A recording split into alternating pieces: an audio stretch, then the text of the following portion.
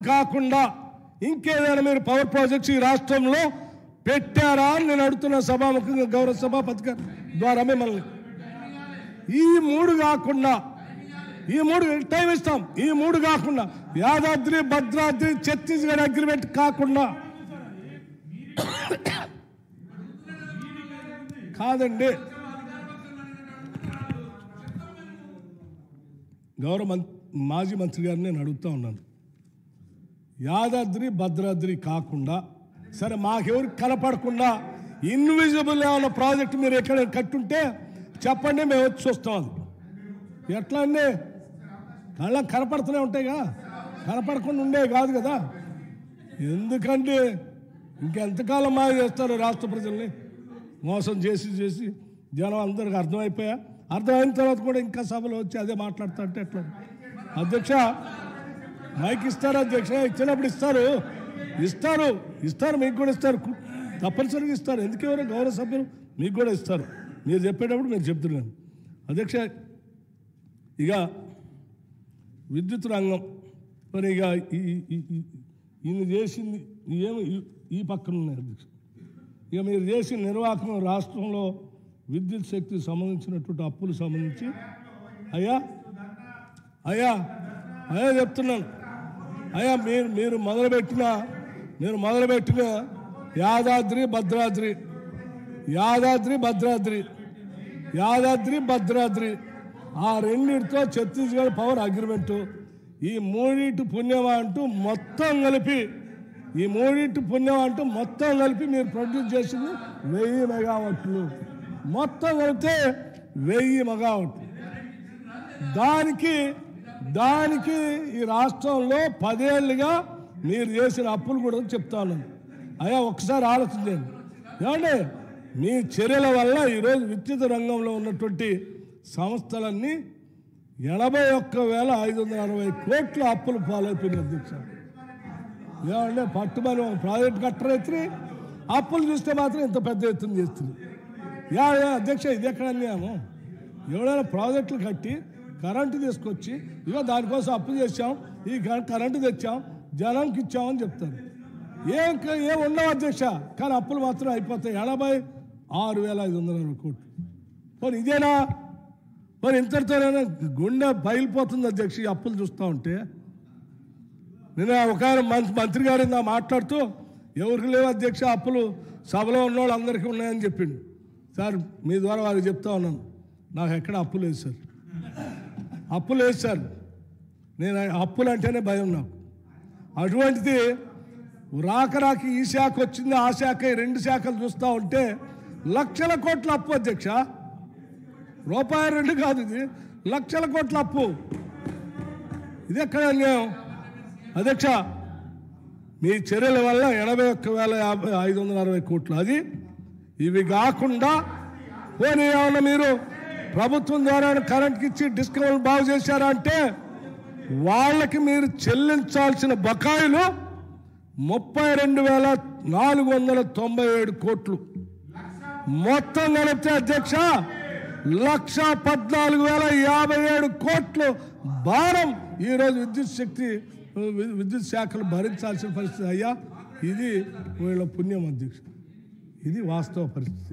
అందుకే శ్వేతపత్రం పెట్టి వాస్తవాలు చెప్తా ఉంటే పొద్దున్న నుంచి ఎప్పుడు దీన్ని తప్పిద్దామా, ఏదో రకంగా సభని మిస్గైడ్ చేద్దామా, ఏదో రకంగా ఇది చర్చ రాకుండా చేద్దామా, ఏదో రకంగా డిస్టర్బ్ చేద్దామా, ఆ చర్చ లేకుండా సభలోంచి బయటికి పోదామా, ఏదో రకం అంటే వాస్తవాలు బయట రావద్దు, లెక్కలు బయట రావద్దు.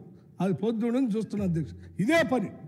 మీరు ఎంత రెచ్చగొట్టినా మేము డిసైడ్ చేసుకున్నాం అధ్యక్ష, మీరు ఎంత రెచ్చగొట్టినా మేము ఆ ట్రాప్లో పడకుండా వాస్తవ విషయాలు ఈ సభకి రాష్ట్రానికి చెప్పాలనే ఆలోచనతోనే నిబ్బరంగా కూర్చున్నాం అధ్యక్ష.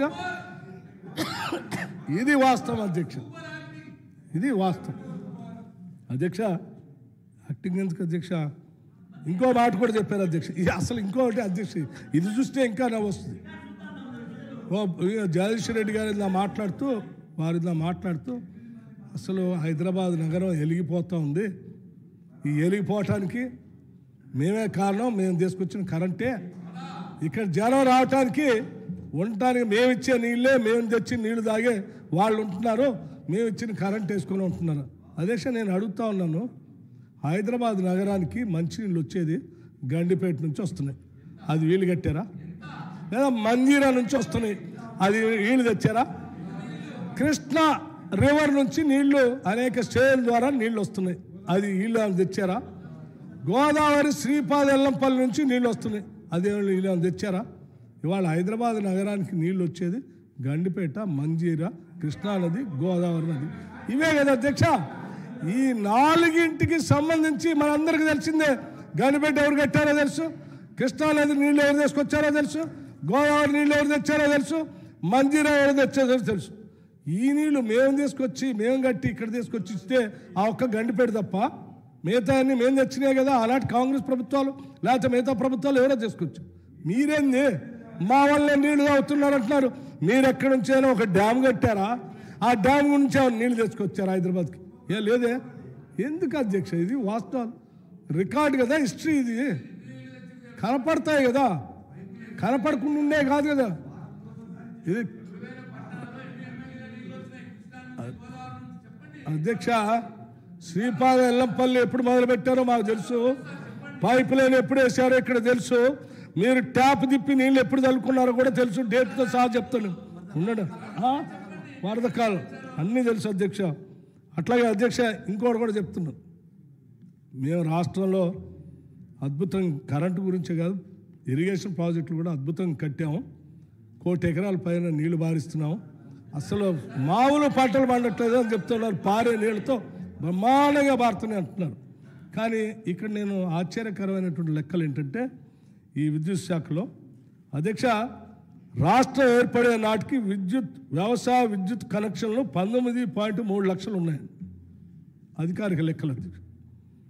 2023-24 నాటికి 27.99 లక్షల కంటే దాదాపు 28 లక్షలు పెరిగినాయి అధ్యక్ష.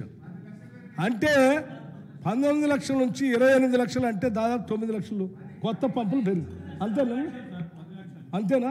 దాదాపు 10 లక్షలు కొత్త బోర్లు పెరిగింది. అంటే మరి ప్రాజెక్టు నుంచి కాలువల ద్వారా నీళ్లు బ్రహ్మాండంగా మారుతుంటే ఎవడైనా మళ్ళీ కొత్త బోర్ వేసుకుంటాడా? ఏమన్నా కాదు అధ్యక్ష. కొత్త ప్రాజెక్టు కట్టి ఆ ప్రాజెక్టు ద్వారా కాలువల ద్వారా బ్రహ్మాండంగా మీద తిప్పగల అదేంటి లాకలెత్తంలో నీళ్లు మారుతూ ఉంటే మళ్ళీ బోర్ వేసుకొని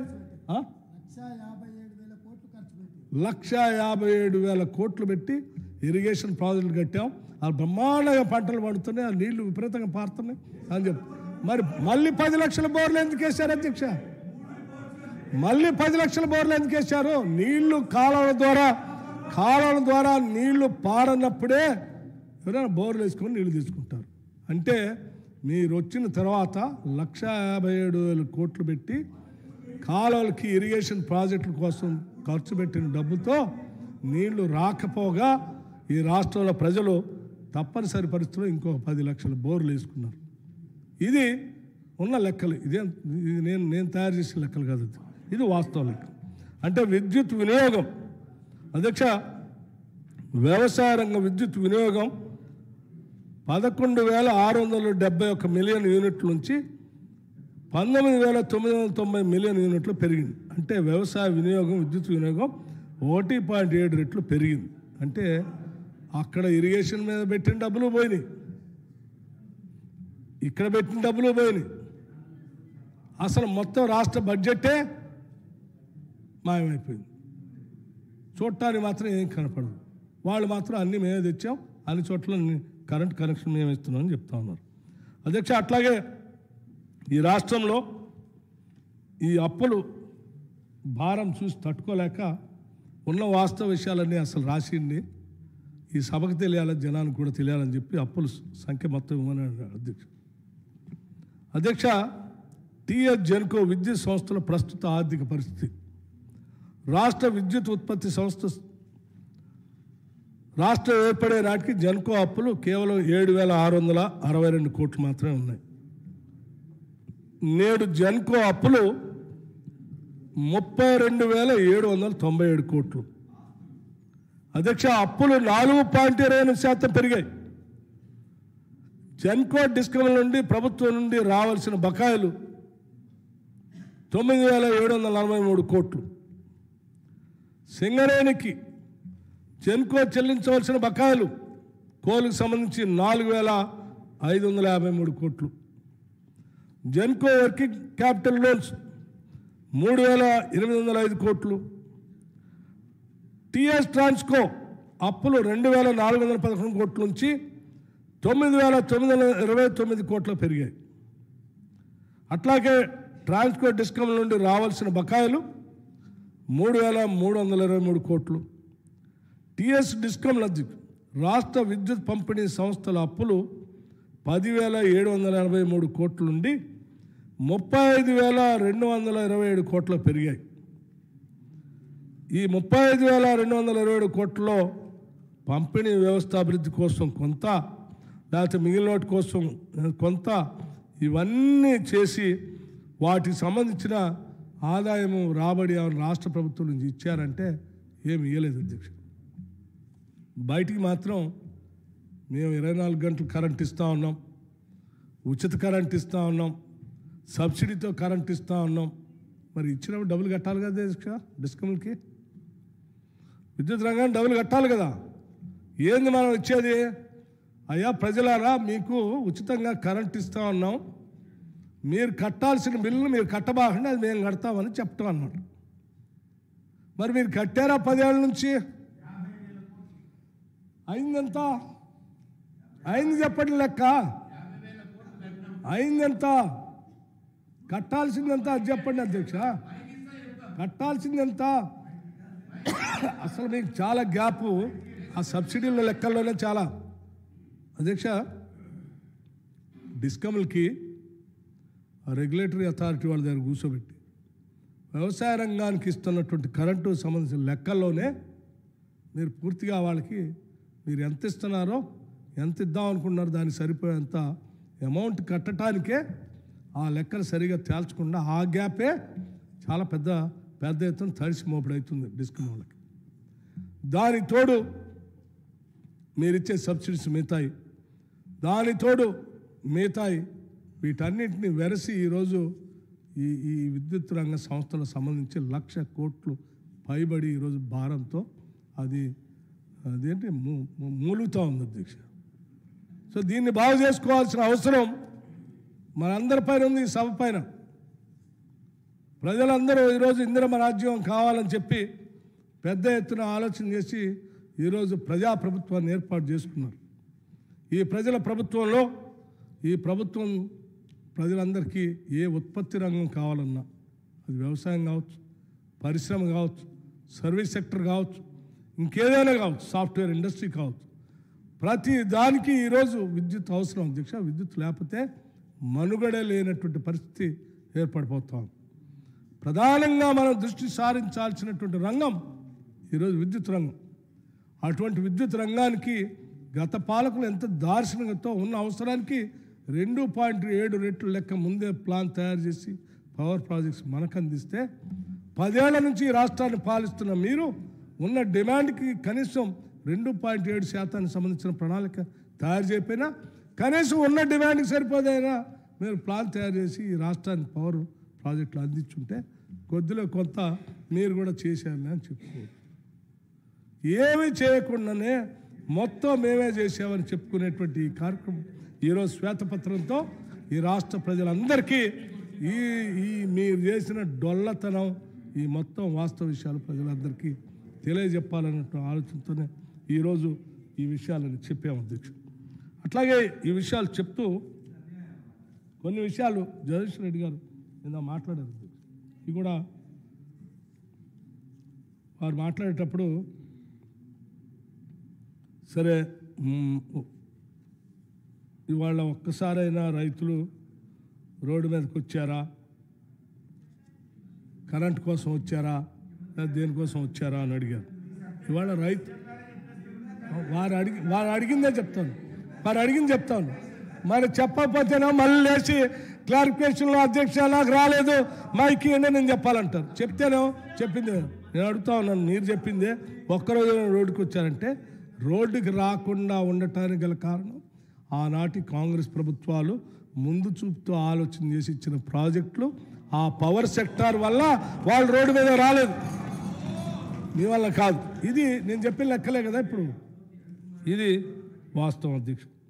అట్లాగే ఇక ఛత్తీస్గఢ్ గురించి కూడా వారు అడిగారు. ట్రాన్స్మిషన్ డిస్ట్రిబ్యూషను వారికి మేమే ఆదేశాలు ఇచ్చాం, అగ్రిమెంట్ చేసుకున్నాం. ఆ తర్వాత ఆ పవర్ రావడానికి కూడా మేమే ఆదేశాలు ఇచ్చామని చెప్తారు. ఎవరు ఆదేశాలు ఇచ్చారు అధ్యక్ష? ట్రాన్స్మిషన్ సంబంధించి వార్దా నిజామాబాద్ లైన్ 4940 మెగావాట్లకు సంబంధించి ఎప్పుడు 2013లోనే అది స్టార్ట్ అయింది. మీరు ఆదేశాలు ఇవ్వటమైంది, మీరు ఆదేశాలు ఇవ్వటమైంది గ్రిడ్, మీరు ఆదేశాలు ఇవ్వటంటే మీరు ఆదేశాలు ఇస్తే గ్రిడ్ మొదలుపెట్టి ఎట్లా అండి? ఇది మీరు ఎప్పుడు చూడు గతంలో సరే అప్పుడు ఏదో చెప్పారు, ఆ చెప్పిన దాన్ని కాదని చెప్పడానికి మైక్ అడిగితే కూడా ఇచ్చే పరిస్థితి లేదు కాబట్టి అరిసి అరిసి గొంతుపై 10 ఏళ్ళు అలసిపోయినాం. ఇప్పుడైనా వాస్తవాలు చెప్పు, ఎందుకండి ఇంకేం చెప్తారు? ఇంకేముంది మీరు చెప్పడానికి? మొత్తం అంతా ఎక్స్రే వేసి చూపిస్తుంది, అంతా అయిపోయి కరెంటు సంబంధించి మీరు వేసిన అప్పులు ఏంది, మీ కథ ఏంది అంతా చెప్తుంది. ఇంకా ఎక్స్రే చూసిన తర్వాత ఇంకేం చెప్తారు? అయిపోయా. అరే ట్రాన్స్మిషన్ సంబంధించి మీ ఆదేశాలు తీసుకునే పరిస్థితుల్లో ఎవరు లేరు అధ్యక్ష. అట్లాగే ఇక ఎన్జిటి కేసు, ద్రోహి ఎవడో ఎన్జిటి కేసు వేసిండు భద్రాద్రి మీద యాదాద్రి మీద, లేకపోతే మేము అద్భుతాలు సృష్టించేవాళ్ళం. అరే మీకే తెలుసా అది సబ్ క్రిటికల్ టెక్నాలజీ, అది వద్దని మొత్తం ప్రపంచం అంతా చెప్తా ఉంది. అది పెడితే ఇది నష్టం జరుగుతుంది, పర్యావరణానికి ప్రజలకు నష్టం జరుగుతుంది ముందే చెప్పా, ప్రపంచం చెప్పా, దేశం చెప్పా. అయినా కానీ దాన్ని తీసుకొచ్చి మీరు పెట్టి ఎవడో కొట్టుపోతే వాడి ద్రోహి అంటారేంటి? నేను అనలేను మిమ్మల్ని ద్రోహి అని, నాకు సంస్కారం ఉంది కాబట్టి. కానీ చేసిన తప్పు మీరు తప్పు చేసి ఎవరో పౌరుని ద్రోహి అంటే ఎట్లా? మీ వల్లే అది ఆలస్యమైంది, మీ వల్లే ఆ భారం పెరిగింది, మీ వల్లే ఇంకో 30 సంవత్సరాలు ఆ భారం మోయాల్సి వస్తాం. దయచేసి దీన్ని అట్లాగే అధ్యక్ష, భారం కాదు పాపం. అట్లాగే మీకు స్పష్టత లేక మాట్లాడుతున్నారు, మేము చాలా స్పష్టంగా ఉన్నాం. లేని మీరు, ఎందుకంటే మీరు ఎప్పుడు రివ్యూ చేయలేదన్నారు అధ్యక్ష. సరే ఇందా మా సభ్యులు మాట్లాడినప్పుడు, మిగతా వాళ్ళు మాట్లాడినప్పుడు మీకు స్పష్టత లేదని చెప్పి చాలా సందర్భాల్లో వారు మాట్లాడారు. అధ్యక్ష మాకు చాలా స్పష్టత ఉంది. మీరు చాలా సంవత్సరాలు సుదీర్ఘంగా విద్యుత్ శాఖ మంత్రిగా పనిచేశారు. మీ జిల్లాలోనే పెద్ద యాదాద్రి లాంటిది పెట్టుకున్నారు. మీరు ఎన్నిసార్లు రివ్యూ చేశారో మాకు తెలియదు. అసలు యాదాద్రి భద్రాద్రికి సంబంధించిన పవర్ ప్రాజెక్ట్ సంబంధించిన డిపిఆర్లైనా మీరు చూశారో లేదో కూడా మాకు తెలియదు. మీరు అప్పులు ఎక్కడి నుంచి తెచ్చారో, ఎవరితో మాట్లాడారో కూడా మాకు తెలియదు. ఎవరు రివ్యూ చేశారో, ఎవరు స్టార్ట్ చేశారో, ఎవరు ప్రారంభించారో, ఎవరి చేత ఏం నడిచిందో మాకు తెలియదు, మీకు తెలియదని నేను అనుకుంటున్నాను. అందుకే నేను మిమ్మల్ని ఏమి అనటానికి పెద్దగా నా దగ్గర ఏం లేదని చెప్తూ, మీరు అనవసరంగా మిగతా సభ్యుల్ని అవార్డునా లేదని చెప్తా ఉన్నాను అధ్యక్ష. పాయింట్ నెంబర్, ఇక సిట్టింగ్ జడ్జి చేత మీరు కోరారు, సరే అది ముఖ్యమంత్రి గారు ఆల్రెడీ నిర్ణయం తీసుకొని ప్రకటించారు. అట్లాగే హైదరాబాద్ ఉందంటే అది కరెంటు, తాగటానికి నీళ్ళు అని చెప్పారు, దానికి కూడా నేను చెప్పాను అధ్యక్ష. అట్లాగే తెచ్చిన అప్పులతో ఆస్తులను పెంచాం అధ్యక్ష. నేను ఇప్పుడే చెప్పా, ఆస్తులకి అప్పులకి డిస్కౌంట్లకు సంబంధించి మీరు నేనేదో లెక్కేస్తే అధ్యక్ష అది -37% ఉందట. మీరు సృష్టించిన ఆస్తుల విలువ అధ్యక్ష. తగ్గిన డిస్కౌంట్ల పరపతి పవర్ ఫైనాన్స్ కార్పొరేషన్ వారి నివేదిక ప్రకారం తెలంగాణ విద్యుత్ పంపిణీ సంస్థల ర్యాంకింగ్లు 2015-16 కాలంలో B+ గ్రేడ్లో ఉండేవి. 2021-22 నాటికి C- గ్రేడ్కి దిగజారిపోయాయి. 2021-22 కాలానికి తెలంగాణ డిస్కంల నికర విలువ -30,876 కోట్లకి పడిపోయింది. ఇది పవర్ ఫైనాన్స్ కార్పొరేషన్ వాళ్ళు వేసినటువంటి అంచనాలు. ఆస్తులు పెంచారంటారు, ఏం ఆస్తులు మైనస్లో ఉన్నారు? 38,000 కోట్లు మైనస్ అంటే దీని అర్థం ఏంటంటే, అయ్యా ఈ డిస్కౌంట్లన్నీ మీకు ఇస్తామని నడపండి అంటే మేము నడపాలంటే వాటితో పాటు ఇంకో 38,000 కోట్లు మీరు మాకు ఇస్తే తప్ప వాటిని మేము నడపలేమని చెప్పటం. ఆ పరిస్థితి తీసుకొచ్చారు దీన్ని. ఆ పరిస్థితికి డిస్కౌంట్లను తీసుకొచ్చి మేము ఆస్తులు సృష్టించామంటే ఎట్లా అధ్యక్ష? ఇది పవర్ ఫైనాన్స్ కార్పొరేషన్ వాళ్ళే ఇచ్చిన నివేదిక అధ్యక్ష. ఇక మీకు జెన్కోల అప్పులు ఆస్తులు ఎన్ని రెట్లు పెరిగాయి కూడా నేను దాని లెక్క చెప్పాను. డిస్కౌంట్ పరిస్థితి దాని పరిస్థితి అది. హరీష్ రావు గారు నిన్న ఏదో లెక్కలు చెప్తూ వారు కూడా ఏదో చెప్పారు నిన్న ఎప్పుడో మాట్లాడుతూ మేము ఆస్తులు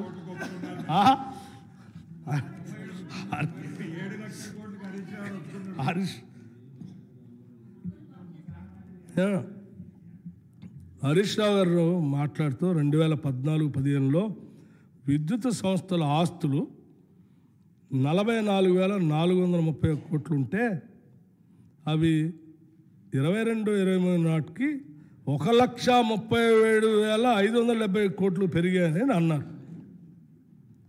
ఇది పూర్తిగా వాస్తవాలను తప్పుదోవ పట్టించే వ్యాఖ్య అధ్యక్ష. ఎందుకంటే గత ప్రభుత్వ హయాంలో పేరుకుపోయిన ప్రభుత్వ శాఖల విద్యుత్ బకాయిలు 24,299 కోట్లు ఉంటే డిస్కమ్ నుంచి ట్రాన్స్కోకి రావాల్సిన బకాయిలు 20,086 కోట్లు, డిస్కమ్ నుంచి జెన్కోకి రావాల్సిన బకాయిలు 9,740 కోట్లు. అంటే గత ప్రభుత్వం చెల్లించకుండా వదిలేసిన బకాయిలను లెక్కలో తీసుకుంటే ఈ నికర ఆస్తుల విలువ 1,01,400 కోట్ల కంటే తక్కువగా ఉండటమే కాకుండా గత ప్రభుత్వ చర్యల విద్యుత్ రంగంలో పేరుకుపోయిన మొత్తం అప్పుల విలువ 81,506 కోట్లు. దాని తోడు ఈ ఇందాక మిగతాయి కూడా కలిపితే 1,06,000 కోట్లు పైబడి మీ ఆస్తుల కంటే అప్పులే ఎక్కువ ఉన్నాయనేది స్పష్టంగా అర్థమవుతా ఉంది అధ్యక్ష. ఇది హరీష్ రావు గారు చెప్పింది. ఇక మిత్రులు అధ్యక్ష కాదండి మరంటే ఇది పవర్కి సంబంధించి మీరు నిన్న మాట్లాడారు కదా.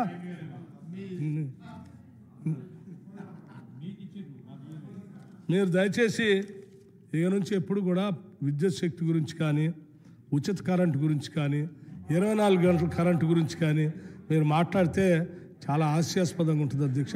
దయచేసి మాట్లాడబాకండి. 24 గంటలు కరెంటు మేము ఇచ్చాం యాడిచ్చారు 24 గంటల కరెంటు? 3 ఫేజ్కి రెగ్యులర్ డొమెస్టిక్ అవసరాలకు సంబంధించి ఆ బైఫర్కేషన్ లెక్క తీసి చూపిస్తే మీకు బడ్జెట్ సమావేశాల్లో స్పష్టంగా రోజుల వారితో సహా తీసి మీకు చూపిస్తాను. 24 గంటల కరెంటు మీరు ఎప్పుడు మీ జీవితంలో ఎప్పుడు ఇవ్వలేదు. మీరు 3 ఫేజ్కి రెగ్యులర్ ఫేజ్కి చూపిస్తూ దాని ఏదో లెక్కలు మసిపూసి మామిడికాయ చేసి చూపించడం కోసం ప్రయత్నం చేస్తూ ఉన్నాం. అట్లాగే ఇక ఉచిత కరెంటు మేము ఏదో వాళ్ళు స్టేట్మెంట్ కూడా ఇచ్చారు అధ్యక్ష. కరెంటు కావాలా కాంగ్రెస్ కావాలంటే జనం కాంగ్రెస్ కావాలి కరెంటు కూడా కావాలన్నారు. ఇద్దరు కలిపి మాకు ఓటేశారు. మీరు వస్తే కరెంటు ఉండదని, మేము వస్తే కరెంటు వస్తుందని జనం నమ్మారు కాబట్టి తీసుకొచ్చి మాకు వేసారు అధ్యక్ష. చూసాం కదా ఆల్రెడీ ఆడ కూర్చున్నప్పుడే చెప్పాను పోయింది నేను ఆడ బాగా మాట్లాడుతున్నా అటు ఏంటంటే ఈసారి అటే వచ్చి కూర్చుంటా అన్నాను కూడా వచ్చాను. అట్లా ఉన్నది చెప్తే కూడా ఎట్లా లెక్కలు చెప్తే కూడా అక్బరుద్దీన్ గారు వారు ఓల్డ్ సిటీలో ఉన్నటువంటి కొన్ని అంశాల గురించి చెప్పారు. పోల్స్ గురించి, ట్రాన్స్ఫార్మర్స్ గురించి, లేకపోతే ఇంకా ఇతరత్ర వైర్లు ఏలాడుతూ ఉన్నాయి వాటికి సంబంధించి ఇతరత్ర కొన్ని సమస్యలు దృష్టి తీసుకొచ్చారు అధ్యక్ష.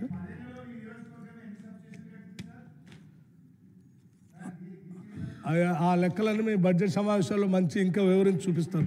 అప్పుడు అవసరమైతే స్పీకర్ గారు పర్మిషన్ తీసుకొని ఒక స్క్రీన్ కూడా పెట్టి ప్రజెంటేషన్ కూడా ఇస్తాం అధ్యక్ష. సభ అనుమతి తీసుకుని అధ్యక్ష, స్పీకర్ గారు అనుమతి తీసుకుని. అట్లాగే అధ్యక్ష వారు ఓల్డ్ సిటీలో ఉన్న సమస్యలన్నింటినీ పరిష్కారం చేయండి సాధ్యమైనంత వరకు అని అడిగారు. తప్పనిసరిగా ముఖ్యమంత్రి గారు ఇప్పటికే ఒకసారి చెప్పారు కూడా, మాకు ఓల్డ్ సిటీ అయినా న్యూ సిటీ అయినా రాష్ట్రం అంతా ఒకటే, తప్పనిసరిగా ఉన్న సమస్యలన్నింటినీ అడ్రస్ చేస్తామని చెప్పాం. హైదరాబాద్ నగరానికి సంబంధించిన శాసనసభ్యులందరూ సమావేశం ఒకసారి ఏర్పాటు చేసి మీ సమస్యలన్నీ కూడా ఏమేమి ఉన్నాయో చూసి సాధ్యమైనంత వరకు వాటన్నిటి పరిష్కారం కోసం ప్రయత్నం చేస్తానని మీ అందరికీ చెప్తా ఉన్నాను మిత్రులు అక్బరుద్దీన్ గారికి. అట్లాగే మన కోననేని సాంబశివరావు గారు కార్మికుల గురించి, సింగరేణి సమస్యల గురించి, జెన్కోలో ఉన్నటువంటి సమస్యల గురించి కూడా వారు సభ దృష్టికి తీసుకొని వచ్చారు. తప్పనిసరిగా వారిని కూడా నేను ప్రత్యేకంగా పిలుచుకొని మాట్లాడి ఆ సమస్యలు ఏమన్నా వాటి పరిష్కారం కోసం కూడా చేస్తానని చెప్తా ఉన్నాను. అట్లాగే మన మిత్రుడు పాయల్ శంకర్ గారు కూడా మాట్లాడారు. వారు చెప్పినటువంటి సమస్యలు కూడా పరిష్కారం కోసం ప్రయత్నం చేస్తాం. వంశీకృష్ణ గారు, రాజ్ ఠాకూర్ గారు, రాజగోపాల్ రెడ్డి గారు చెప్పినటువంటి అంశాలన్నింటినీ కూడా తప్పనిసరిగా పరిగణలో తీసుకొని ఈ శ్వేతపత్రాన్ని మీరు దయచేసి అందరూ అర్థం చేసుకొని లోతుగా అధ్యయనం చేసి సమగ్రమైనటువంటి సలహాలు సూచనలు ఇచ్చినందుకు సీనియర్ సభ్యులకి, సహచర మిత్రులకి అందరికి కూడా నా హృదయపూర్వకమైనటువంటి ధన్యవాదాలు తెలియజేయటమే కాకుండా ఈ విద్యుత్ శక్తి నిర్మాణం కోసం భవిష్యత్తులో దీన్ని అప్పుల భారం నుంచి బయటికి తీసుకొని వచ్చి ఈ రాష్ట్ర ప్రజలకి విద్యుత్ని నిరంతరాయంగా క్వాలిటీ పవర్ని అటు వ్యవసాయ రంగానికి కానీ, మిగతా యావత్ ప్రజానికానికి కానీ, లేకపోతే పారిశ్రామిక రంగానికి కానీ అందరికి కూడా క్వాలిటీ పవర్ ఇవ్వటం కోసం సమిష్టిగా మీ అందరి ఆలోచన సూచనలతో పనిచేసి రాష్ట్ర అభివృద్ధి కోసం విద్యుత్ రంగాన్ని బాగా బలోపేతం చేస్తామని, ప్రపంచంలో జరుగుతున్నటువంటి మార్పులను కూడా చదివి పరిగణలో తీసుకొని దానికి అనుగుణంగా గ్రీన్ పవర్ మార్గంలో అడుగులు ముందుకు పోతూ తెలంగాణ రాష్ట్రం ఒక ప్రోగ్రెసివ్ స్టేట్గా ముందుకు పోయేటట్టుగా విద్యుత్ రంగాన్ని తీసుకొని పోతామని చెప్పి మీ ద్వారా ఈ సభకి రాష్ట్ర ప్రజలకు కూడా తెలియజేస్తూ ముగిస్తా ఉన్నాను అధ్యక్ష. థ్యాంక్ యూ, ధన్యవాదాలు. జయశేఖర్ రెడ్డి గారు, ఓన్లీ క్లారిఫికేషన్స్ ప్లీజ్.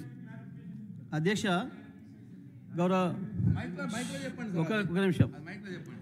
గౌరవ ముఖ్యమంత్రి గారు, ఉప ముఖ్యమంత్రి గారు, ఇతర మంత్రివర్గ పెద్దలు దాదాపుగా 3-4 గంటలు నన్ను ఉద్దేశించి ప్రశ్నలు వేస్తూ నన్ను సమాధానం చెప్పమని చెప్పి చాలా అడిగారు. కాబట్టి నాకు కూడా 1 గంట సమయం ఇస్తే తమరు అన్నీ కూడా చెప్తా అధ్యక్ష, ప్రతిదీ కూడా చెప్తా. ఎందుకంటే ముఖ్యమంత్రి గారు కూడా నన్ను ఉద్దేశించి సూటిగా ప్రశ్నించారు, ఉప ముఖ్యమంత్రి గారు కూడా ప్రతిదీ కూడా నన్నే ప్రశ్నించారు. కాబట్టి నేను ఇప్పుడు విద్యుత్ శాఖ మంత్రి కాకపోయినా నా మీద బాధ్యత పెట్టారు కాబట్టి వారు తప్పకుండా వారి సూచనలన్నీ కూడా నేను తీరుస్తా అధ్యక్ష, నాకు అభ్యంతరం లేదు. అధ్యక్ష, మాజీ మంత్రి గారు వారి మీద బాధ్యత పెట్టామని వారు అంటున్నారు. మేము ఎవరి మీద వారి మీద బాధ్యత పెట్టి 10 ఏళ్ళు చాలా భారం పడ్డాం అధ్యక్ష. ఇక బాధ్యత పెట్టదలుచుకోలేదు. దయచేసి మేమెవరు బాధ్యత పెట్టలేదు. జరిగింది చెప్పా.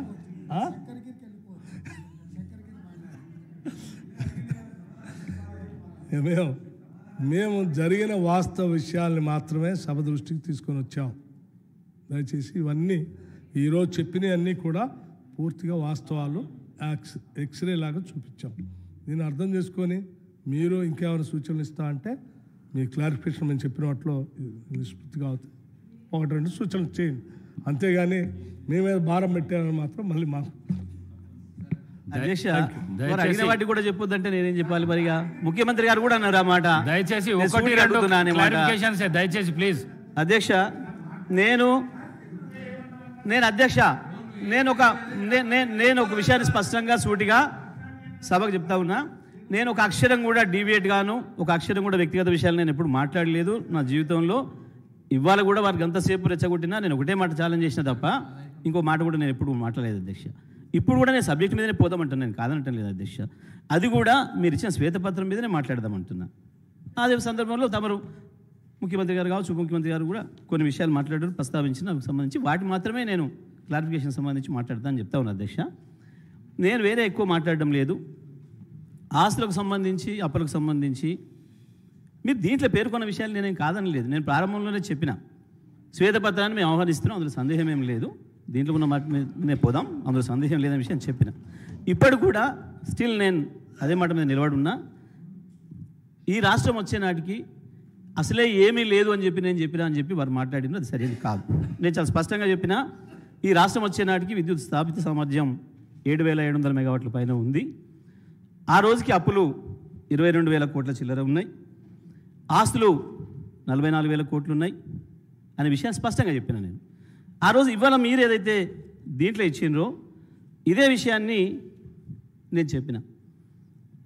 ఆ రోజుకి విద్యుత్తు ఇస్తున్నది వ్యవసాయ రంగానికి 6 గంటలు పూస్పెల్స్లోని మీరే రాసుకున్నారు, అదే విషయం చెప్పిన. అదేవిధంగా పవర్ కట్స్ ఇతర రంగాలకు 4 నుంచి 8 గంటలు ఉన్నాయనే విషయాన్ని చెప్పారు, నేను అదే చెప్పిన. అదేవిధంగా వ్యవసాయ రంగానికి ఇచ్చిన విషయం చెప్పిన. పరిశ్రమలకు 2 రోజులు హాలిడేస్ ఉండే అంత ముందనే విషయాన్ని అది నేను కూడా చెప్పిన, మీరు కూడా ఒప్పుకున్న విషయం. ఇందులో ఏం చర్చకు వేరే ఆస్కారమే లేదు అధ్యక్ష. ఇది స్పష్టంగా ఉన్నాయి. ఇది మనం చెప్పినా చెప్పకపోయినా ప్రజల అనుభవంలోనే ఉన్నాయి. అవి తెలంగాణ ప్రజలందరి అనుభవంలో ఉన్నాయి, హైదరాబాద్ ప్రజల అనుభవంలో ఉన్నాయి, ప్రతి చోట కూడా ఉన్నాయి అవి. నేను కొత్తగా చెప్పలే, నేను ఎగ్జాగరేట్ చేసి చెప్పలే, ఇంకోటి ఎప్పుడు కూడా చెప్పలే. నేను అనని వారిని నేను ఏదో అన్నట్టుగా మాట్లాడే అధ్యక్ష, అది కరెక్ట్ కాదు.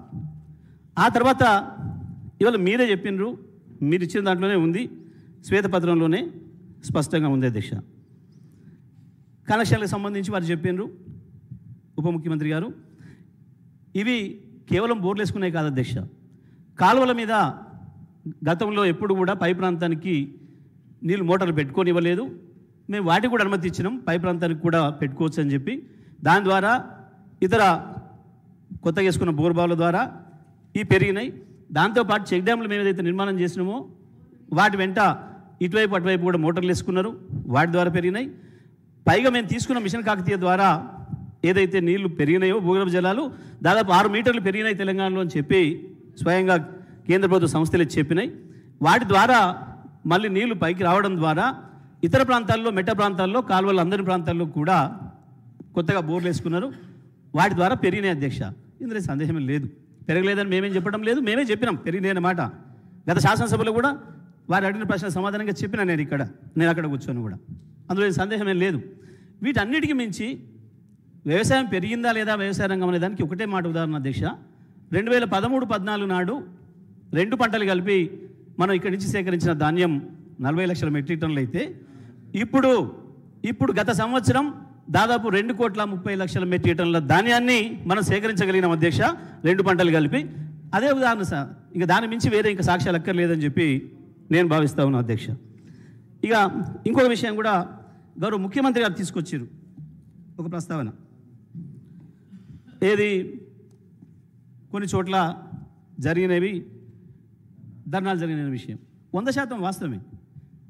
అక్కడ స్పష్టంగా నేను ఇదే శాసనసభలో ఒకసారి సమావేశాలు జరుగుతున్న సందర్భంగా కొన్ని చోట్ల విద్యుత్ రావడం లేదు అని చెప్పి మా శాసనసభ్యులు కావచ్చు వారు కూడా లేవనెత్తినప్పుడు మేము దానిపైన చర్చ చేస్తే, దానిపైన ఎంక్వైరీ చేస్తే మనకు ఎన్టీపీసీ నుంచి ఏదైతే రామగుండం నుంచి వాళ్ళు గత 2 సంవత్సరాల క్రితమే ఇస్తామని ఒప్పుకున్నది వాయిదా వేస్తూ మొన్న లాస్ట్ డిసెంబర్లో ఎట్టి పరిస్థితుల్లో ఇస్తామని చెప్పినారు. ఆ తర్వాత జనవరి 15 నాటికి ఇస్తామని చెప్పినారు. మనం దాన్ని 1600 వస్తుందని చెప్పి అంచనా వేసుకున్నాం, అది అందలేదు. ఈసారి మన అంచనాలలో తప్పింది, హైడల్ ప్రాజెక్ట్స్ ద్వారా వస్తుందనుకున్న విద్యుత్ రాలేదు, నాగార్జున సాగర్, శ్రీశైలం ద్వారా.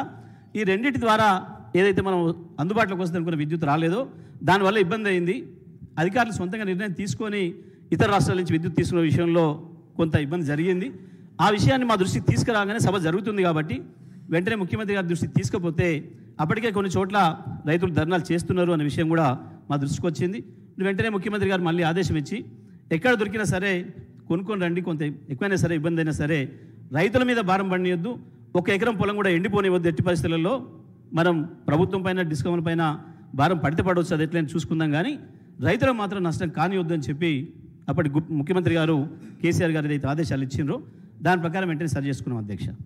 దానికి సంబంధించి వల్ల ఇక్కడ ఇంకొక విషయాన్ని కూడా ప్రస్తావించారు అధ్యక్ష. వారు శ్వేతపత్రాలు ఇచ్చిందే, వారు ఇవ్వలేదని మాట్లాడుతున్నారు. ఇక్కడ శ్వేతపత్రంలో చాలా స్పష్టంగా ఏప్రిల్ నుంచి నవంబర్ వరకు 2023 ఏప్రిల్ నుంచి నవంబర్ వరకు మాత్రమే 19.22 గంటలు ఇచ్చినట్టుగా వారు అధికారులు ఇచ్చినారు అని చెప్పి శ్వేతపత్రంలో ఇచ్చారు అధ్యక్ష. మేము 2018 నుంచి 2022-23 ఏప్రిల్ వరకు కూడా 24 గంటలు ఇచ్చినామనే విషయాన్ని మీరు స్పష్టంగా ఒప్పుకున్నారు అధ్యక్ష. ఇంకొక విషయం కూడా చెప్తున్నారు అధ్యక్ష, మా జిల్లాలో కొంతమంది కాంగ్రెస్ పెద్దలు ఆ రోజు 24 గంటల విద్యుత్ అవసరం లేదు అని చెప్పి పత్రికా స్టేట్మెంట్లు కూడా ఇచ్చారు అధ్యక్ష. పత్రికా స్టేట్మెంట్ చాలా ఉన్నాయి అధ్యక్ష. మేము ఇప్పుడు ఇక్కడ సిద్ధం కాలేదు, తీసుకురాలేదు. తర్వాత మళ్ళీ ఇప్పుడు చర్చ పెడితే అది కూడా తెస్తాం అధ్యక్ష. అంటే 24 గంటలు ఇచ్చిమని చెప్పడానికి అధ్యక్ష, నాకు వేరే ఉద్దేశం లేదు. నేను ఆరోపణ చేయలేదు, చెప్పిన మాట మాత్రమే అన్నా. 1-2 చోట్ల ధర్నాలు కూడా జరిగినాయి. ఇప్పుడు 24 గంటల విద్యుత్ వద్దు అని చెప్పి కూడా ధర్నాలు కూడా జరిగిన విషయం వాస్తవం అధ్యక్ష. దానికి సంబంధించి కూడా చాలా బయట ఉన్నాయి సార్ సాక్ష్యాలు. అదేవిధంగా వీరే ఒప్పుకున్నారు అధ్యక్ష, విద్యుత్ విషయంలో కాంట్రాక్టెడ్ కెపాసిటీ ఆ రోజు 7,872 ఉంటే ఈరోజు 19,475 ఉన్నదనే విషయాన్ని వారి శ్వేతపత్రంలో చెప్పారు. ఇది 100% వాస్తవం, నేను అంగీకరిస్తూనే ఉన్నా, అందులో సందేహం లేదు. అయితే దాంట్లో వారు చెప్పింది ఏదైతే ఉందో ఉప ముఖ్యమంత్రి గారు, మేము అప్పటికే ప్రారంభించినాం, అవి మీరు పూర్తి చేసిండ్రు అనే మాట చెప్పాను. వాస్తవానికి కేటీపీపీ అప్పటికి మీరు 30% పూర్తి చేసిండ్రు, మేము వచ్చిన తర్వాత మిగతా 70% పూర్తయింది. కొత్తగూడెం ఏదైతుందో అది పూర్తిగా మేము వచ్చిన తర్వాతనే ప్రారంభం చేసినాం. 0 డేట్ ఉంది, కమిషన్ డేట్ ఉంది, మీరు అధికారులను అడిగి తీసుకోవచ్చు అధ్యక్ష. 600 మెగావాట్లు తీసుకోండి, మీరు మీ అధికారుల దగ్గర నుంచి తీసుకోండి. 0 డేట్ మాత్రమే స్టార్ట్ అయింది. అదేవిధంగా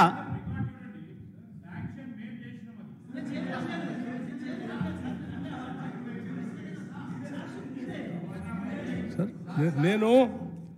మీరు కాదండి, నేను చాలా స్పష్టంగా 3 విభాగాలుగా విభజించి చెప్పాను.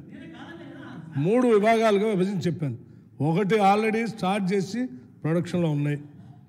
2 మేము ప్లాన్ చేసి మేము శాంక్షన్ చేసి ఆన్ గోయింగ్ ప్రాజెక్ట్స్ బైఫర్కేషన్లో వచ్చినాయి. ఒక్క నిమిషం. మూడోది బైఫర్కేషన్ యాక్ట్ ద్వారా వచ్చాయి. ఇవన్నీ కూడా నేను చాలా స్పష్టంగా చెప్పానండి, ఎక్కడ నేను దాయలేదు.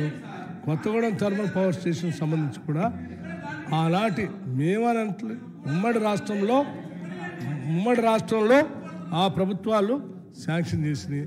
తర్వాత గౌరవ సభ్యులకి సార్ వారు క్లారిఫికేషన్ అడుగుతా అంటే మైక్ ఇచ్చారు, చాలా సంతోషం. వారు క్లారిఫికేషన్ అడగటం వారే క్లారిఫికేషన్ ఉపన్యాసం చెప్తా ఉన్నారు. ఇది క్లారిఫికేషన్ అంటే ఏంటి?